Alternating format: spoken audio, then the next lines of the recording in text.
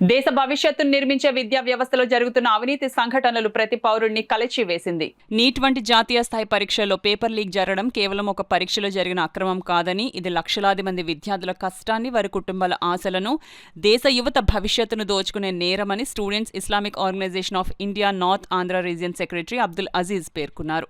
కాకినాడ రంగంపేటలో గల students Islamic organisation of India కార్యాలయంలో మీడియా సమావేశం నిర్వహించారు. ఈ సందర్భంగా అబ్దుల్ అజీజ్, అబ్దుల్ రఖీబ్ మీడియాతో మాట్లాడారు. ఈ కార్యక్రమంలో మహమ్మద్ అస్లం, షేక్ షంషుద్దీన్, ఇతర సభ్యులు పాల్గొన్నారు. యూత్ అనేటువంటిది, స్టూడెంట్స్ అనేటువంటిది దేశానికి వెన్నుముక అనేటువంటి విషయాన్ని ఏపీజే అబ్దుల్ కలాం గారు చెప్పారు. మరి ఈ రోజు అలాంటి వెన్నుముక యొక్క జీవితాలతో ఆడుకుంటూ ఉంటే కనుక దేశ భవిష్యత్తు ఏ విధంగా అయిపోతుంది అనేటువంటి ప్రశ్న కూడా మేము లేవనెత్తుతున్నాం ఇక్కడ. అయితే ఎలాంటి విషయాలు కూడా దీని మీద చర్యలు కఠినంగా కూడా తీసుకోవాలి గవర్నమెంట్ తరఫు నుంచి అని చెప్పి మేము చెప్తున్నాము.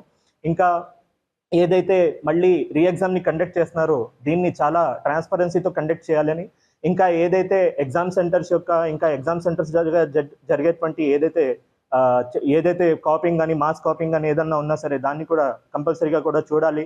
ఎవరైతే ఉపాధ్యాయులు ఎవరైతే ఉన్నారో వారందరూ కూడా చూడాలి అని చెప్పి మేము చెప్తున్నాము. కంపల్సరీగా కూడా దీని మీద చర్యలు తీసుకోవాలి. ఇదే మా యొక్క గవర్నమెంట్ డిమాండ్.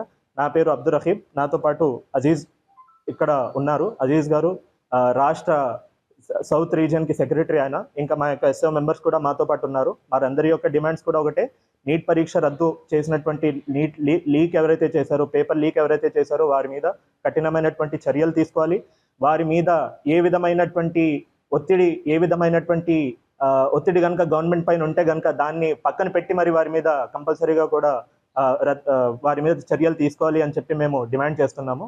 దానిలో పేపర్ లీక్ జరగడం, దాని ద్వారా చాలామంది ఆ యొక్క ఎగ్జామ్ని సునాయాసంగా రాయడం, లేకపోతే ఇంకా వేరే నేషనల్ వైడ్గా ఎవరైతే స్టూడెంట్స్ అందరూ ఉన్నారో వారి యొక్క ఎగ్జామ్కి దీనివల్ల ఎఫెక్ట్ అవ్వడం, ఇదంతా కూడా చాలా బాధాకరమైన విషయం. ఎందుకంటే చాలామంది స్టూడెంట్స్ అందరూ కూడా ఎగ్జామ్ని సంవత్సరాల తరబడి ఎంతో డబ్బులు ఖర్చు పెట్టి ఈ యొక్క ఎగ్జామ్కి అయితే ప్రిపేర్ అవ్వడం జరుగుతుంది. కానీ కొంతమంది దాన్ని సునాయాసంగా రాయడం వల్ల ఈ మిగతా స్టూడెంట్స్ అందరికీ కూడా దానివల్ల ఎఫెక్ట్ అవుతుంది.